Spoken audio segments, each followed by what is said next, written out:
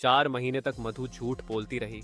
शिवा काम पर है, करवा चौथ पर व्रत रखा, पूजा की जैसे कुछ हुआ ही ना हो। लेकिन फरवरी 2017 में सेप्टिक टैंक खुला, बॉडी का सड़ा हुआ टुकड़ा निकला, पुलिस आई, मधु कबूल कर ली।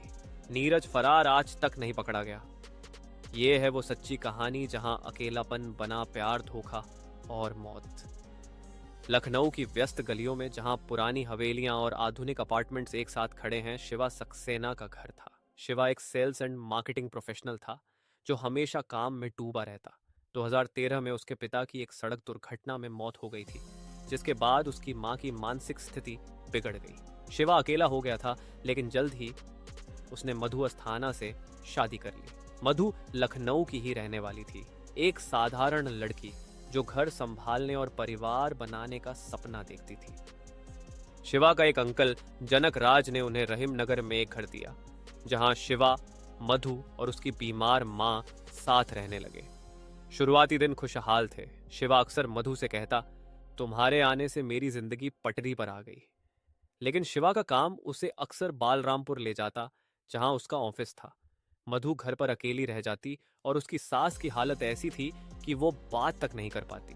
मधु ने कई बार शिवा से शिकायत की, मैं अकेली रहकर घुटती हूँ, सब कुछ खाली खाली लगता है। लेकिन शिवा काम को प्राथमिकता देता रहा। 2 गर्भपात होने के बाद मधु की उदासी और गहरी हो गई। वो भावनात्मक रूप से खाली महसूस करती। इसी बीच शिवा की आंटी का एक बेटा था, नीरज। वो घर आने लगा। नीरज को भाई कहकर बुलाते थे क्योंकि वो परिवार का हिस्सा था। एक दिन शिवा के बाहर होने पर मधु ने अपनी उदासी नीरज से साझा की। नीरज ने कहा, अगर कभी अकेलापन लगे तो मुझे कॉल करना। जल्द ही कॉल्स रोजाना होने लगे और नीरज के आना जाना बढ़ गया। एक दिन बातों बातों में नीरज ने मधु से अपने प्यार का इजहार कर दिया। मधु ने भी हामी भर दी। वे दोनों एक दूसरे के करीब आ गए, नैतिकता को भूलकर।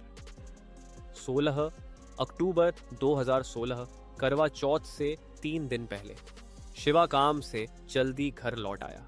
दरवाजा खोलते ही उसने देखा मधु और नीरज बेडरूम में आपत्तिजनक स्थिति में। शिवा का गुस्सा फूट पड़ा। तुम दोनों को नहीं छोड़ूंगा, वो चिल्लाया और नीरज पर झपटा। नीरज ने शिवा को धक्का देकर गिरा दिया। मधु घबरा गई। नीरज ने मधु के कान में फुसफुसाया, इसे खत्म करना पड़ेगा वरना सबको बता देगा। मधु ने सहमत में सिर हिला दिया। दोनों ने मिलकर शिवा का गला दबा दिया। कुछ ही मिनटों में शिवा की सांसें थम गईं। शिवा की मां दूसरे कमरे में सो रही थी, उसे कुछ पता नहीं चला। घबरा कर मधु बोली, अब क्या करें, बॉडी कहाँ छुपाएं?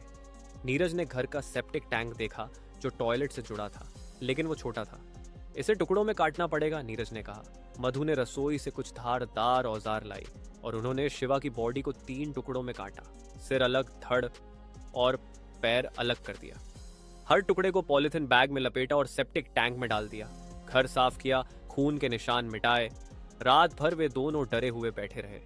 न्यूज रिपोर्ट्स के मुताबिक सेप्टिक टैंक में बॉडी 4 महीने तक छुपी रही, जहां वो पूरी तरह सड़ गया। उस रात नीरज ने मधु को दिलासा देने के लिए पुराने गाने गाए। रात भर गाते रहा।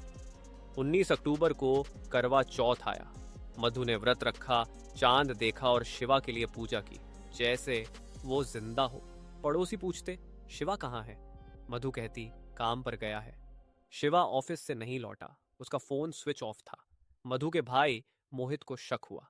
10 नवंबर को उसने जनक राज से बात की, जो घर का मालिक था। जनक ने कहा, पुलिस में रिपोर्ट करो। मधु ने पुलिस स्टेशन गई, लेकिन लिखित एफआईआर नहीं दी। नीरज मधु के घर आता रहा, जो मोहित को अजीब लगा। पुलिस ने शिवा के फोन की लोकेशन ट्रेस की। आखिरी बार लखनऊ में थी। 4 महीने बाद म्यूनिसिपल कॉर्पोरेशन के कर्मचारियों ने सेप्टिक टैंक खोला। अंदर से सड़ी हुई बॉडी के टुकड़े और बदबू निकली। मोहित ने मधु से पूछताछ की और मधु टूट गई और उसने सारा कहानी बताया। हमने मार दिया, सेप्टिक टैंक में छुपाया, उसने कबूल किया। मोहित ने यह सब माजरा पुलिस को बता दिया। पुलिस घर आई और मधु को गिरफ्तार कर लिया गया, लेकिन नीरज फरार हो गया। इंस्पेक्टर राजेश कुमार को केस मिला। वो लखनऊ पुलिस का अनुभवी अधिकारी था। यह साधारण गुमशुदगी नहीं, हत्या है, उसने कहा। सेप्टिक टैंक से निकले टुकड़ों की फॉरेंसिक जांच हुई। डीएनए से पुष्टि हुई वो शिवा की बॉडी थी। मधु से पूछताछ में सारी कहानी निकली। शिवा ने हमें साथ देख लिया था, नीरज ने कहा, खत्म कर दो। फिर मधु अपनी परेशानी बताई कि अकेलापन और गर्भपात से उपजी उदासी थी, जो नीरज के साथ अफेयर में बदल गई। नीरज की तलाश में पुलिस ने छापे मारे, लेकिन वो गायब था। शिवा की मां को सदमा लगा, लेकिन उसकी हालत पहले से खराब थी। जनकराज ने कहा, मैंने घर दिया था खुशी के लिए, न कि हत्या के लिए। 2023 में लखनऊ सेशंस कोर्ट में ट्रायल चला। मधु को दोषी ठहराया गया, उम्र कैद और 35,000 रुपए जुर्माना। जज ने कहा, यह विश्वासघात की चरम मिसाल है। नीरज अभी भी फरार है, पुलिस उसकी तलाश में है। न्यूज में यह केस सेप्टिक टैंक मर्डर के नाम से मशहूर हुआ, जो लखनऊ वासियों को झकझोर गया। शिवा की मौत ने कई सवाल छोड़े। क्या मधु का अकेलापन इतना गहरा था कि वो हत्या पर उतर आई? नीरज का प्यार या लालच? यह कहानी बताती है कि रिश्तों में विश्वास कितना नाजुक होता है। लखनऊ की वह गली अब शांत है, लेकिन सेप्टिक टैंक का राज हमेशा याद रहेगा। ये बताइए कहानी कैसी लगी? अगर अच्छा लगा हो तो वीडियो को लाइक करें और अपने दोस्तों में शेयर करें और मेरे चैनल को सब्सक्राइब करें। और आप ठीक रहे, अपने भाई को सुरक्षित रखें। जय हिंद, जय